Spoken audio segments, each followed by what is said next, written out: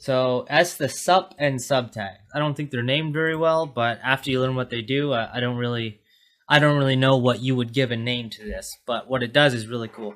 So I don't know if you know a lot about chemistry, or you don't have to know anything about chemistry, but you've probably heard of H2O, right? H2O is just water. And so let's just write H2O here. H2O. It's not a zero, it's a letter. So let's see this. So that's H2O. But the actual chemical formula for this would actually have a small 2. It would be really small. It'd be down here. So you could accomplish that using a subtag. So like this.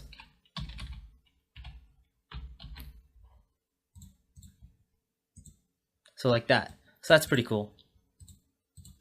And now a subtag. A subtag does the exact same thing, except it raised it. So in math, you could do something like exponents, like 5 to the power of 2 or something. So usually, if you were just writing in text, whoops, that's an H, not a 5. Usually if you were just writing, like if you wanted to send somebody a small little text that indicated 5 to the power of 2, you would write this. Because there's a lot of times there's no actual way to put the 2 up there.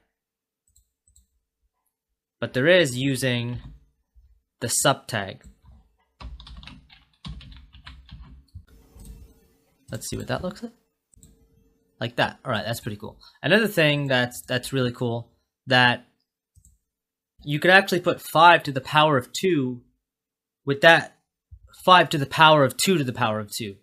So let's see with this. How would you do that? You'd put 2 here. Then you'd wrap that in a subtag. Sup, not sub.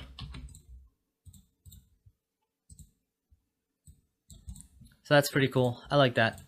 You probably understand what this does, but I'm just going to use this in this text will be lower. It will be lower. Sub. And